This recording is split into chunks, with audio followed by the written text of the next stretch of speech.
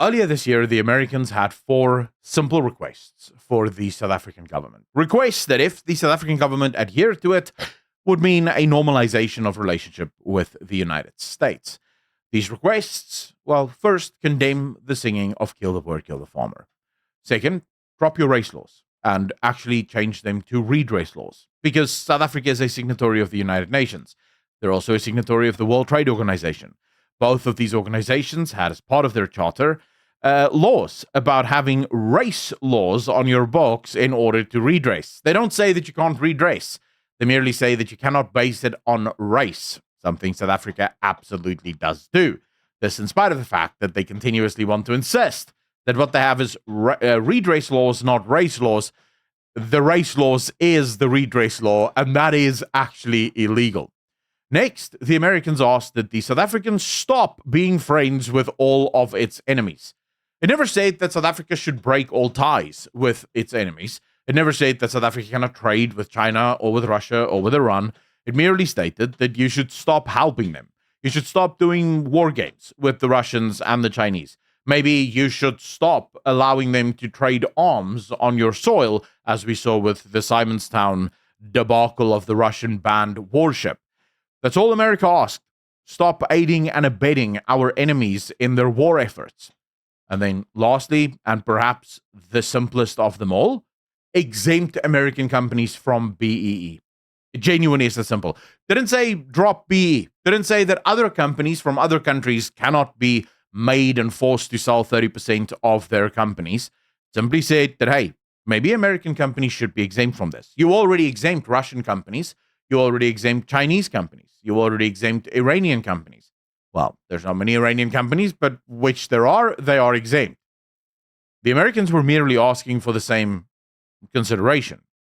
This, considering the fact that America is the second largest trading partner of South Africa, and if you actually were to look at beneficial trade, so not just China dumping all of their goods into the South African market, if you looked just at beneficial trade, America is South Africa's greatest trading partner. The ANC at every single turn said, well, we just don't know what the Americans want from us. We will not start condemning the song Kill the Boer, Kill the Farmer. This in spite of the fact that white farmers are 3 times more likely to die than your average citizen. They're even more likely to die than people living in Mitchell's Plain and the Cape Flats. If you want to isolate and condense even further, murders or robberies gone wrong, places where we know that there was a robbery, but it also turned into murder, white farmers are 3 times more likely to see their robberies escalate into murder and torture. There's clearly something going on here. The Kill the Boer, Kill the Farmer song might have something to do with it, but the ANC will not distance itself from it. For the Americans, this was a test. Them condemning the song would not stop Julius Malema from actually singing the song. But it was a test from the Americans to see where the ANC lies ideologically. If the ANC had nothing to gain from Kill the Boer, Kill the Farmer, if the ANC had nothing to gain from the farm murders in and of themselves, they would have had no problem condemning this song. The fact that they haven't suggests that there is a reason why farmers dying is a good thing for Cyril Ramaphosa and the ANC. If you guys don't know, in the 80s, Kill the Farmers were adopted as official ANC strategy, and it actually escalated to the point in the late 90s, early 2000s, reaching peaks of more than 100 farmers killed every single year. Since then, farmers have gotten a lot more technologically advanced. They've become a lot more savvy. And so attacks have not really come down, but most definitely murders have come down because farmers are a lot more equipped to deal with it now. The ANC, for their part, has done everything in their power to remove the ability of farmers to defend themselves on their farms, like removing the commandos, like constantly threatening to take the guns.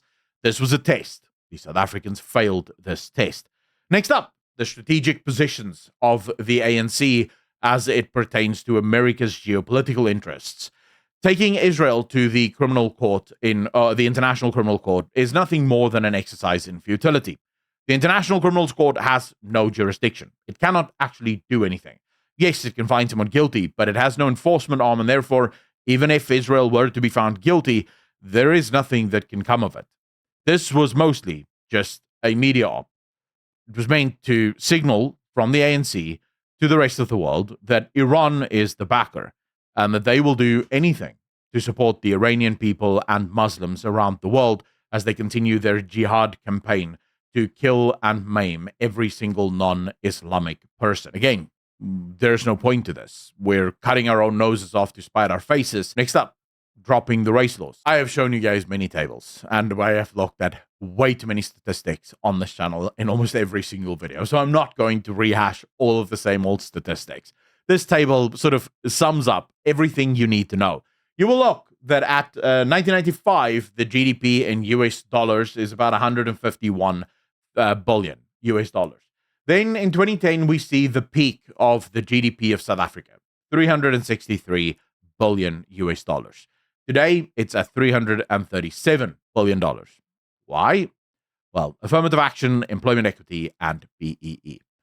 You see, the problem is that just after 2010, in 2013, 2014, the ANC once again doubles down on their efforts of BEE. In 2009, the ANC passes another resolution in order to strengthen BEE and turn it from an optional sort of carrot on a stick approach to just a stick.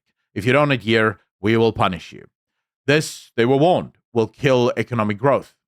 They were warned that it will slow down growth of the GDP considerably. They did not listen. When in 2013, 2014, they then doubled down and increased the scope of BEE even more, they were warned again that this will destroy economic growth and the GDP will come down. The ANC again did not listen.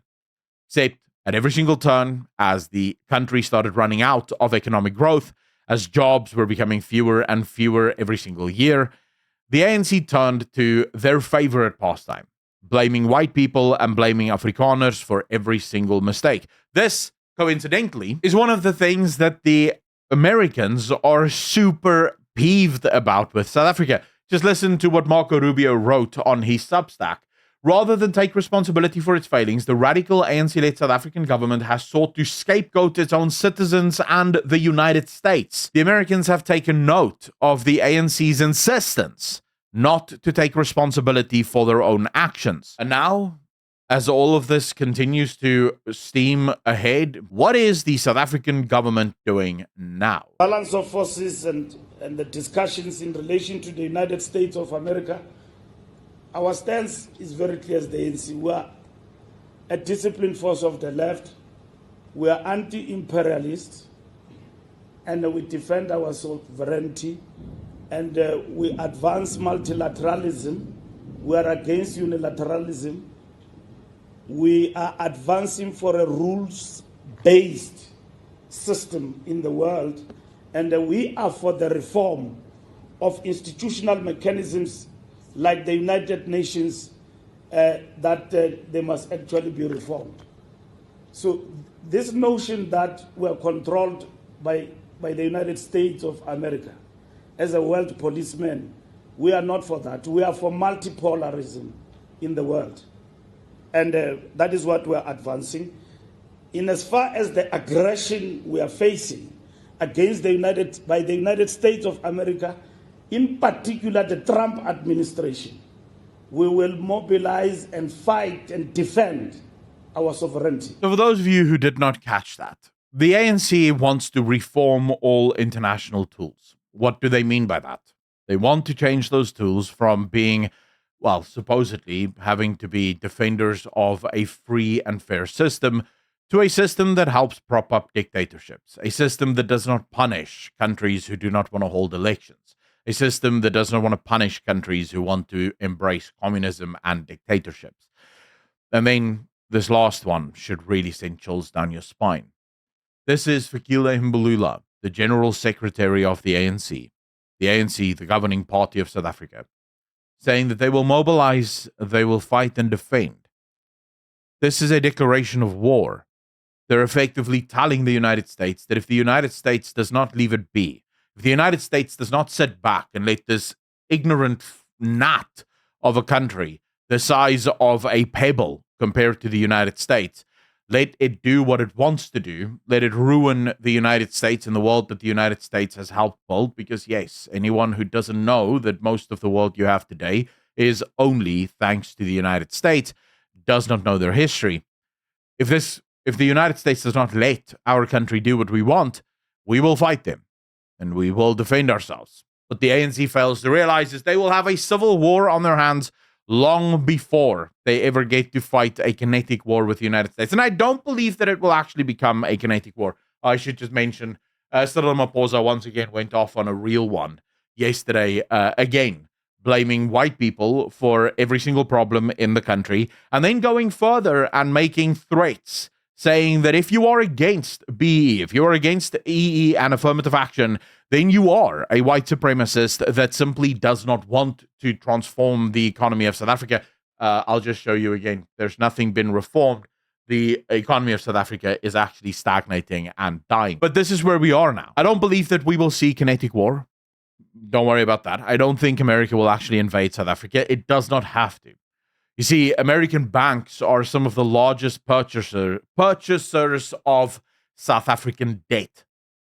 In fact, the only institutions that have more debt of South Africa than the Americans would be the South African banks. This is really problematic because the United States can absolutely ban the purchase of all South African debt, and that would sink this country overnight. That will effectively start an economic storm in this country, which will lead to a lot of other nations suddenly selling all of its South African debt. The South African Reserve Bank will be forced to buy out all of this debt, or it will have to force the South African banks as well as the South African pension funds to buy all of this debt and pay out all of this money to all of these other countries.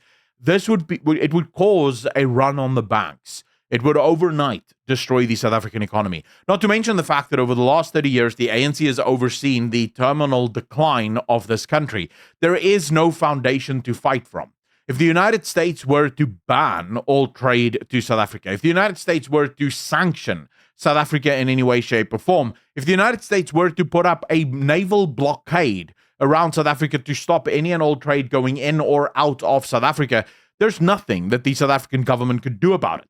When they had a chance to upgrade and equip their navy, they wasted that money and stole it. When they had an opportunity to upgrade and equip their military, they wasted that money and they stole it. When they had an opportunity to outfit the economy of South Africa to actually become self-sufficient, they wasted and stole it. That's been the legacy of the ANC. This means we have no foundation. We have no safety net.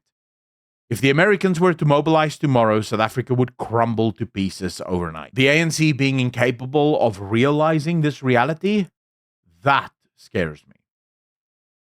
But ladies and gentlemen, as always, this is just my opinion. You can let me know in the comment section down below how you feel about this situation. If you like what I do and you think more people should have access to the content that I make, please consider hitting that like button, hitting that subscribe button, and sharing this video around with as many people as possible. Massive shout out and thank you to all of the patrons as well as the YouTube channel members for continuing to support this channel. And if you want me to be able to do even more, please consider becoming a patron or a YouTube channel member by simply hitting the link in the description down below or join button right below this video. As always, I'll see all of you in the next one. Peace.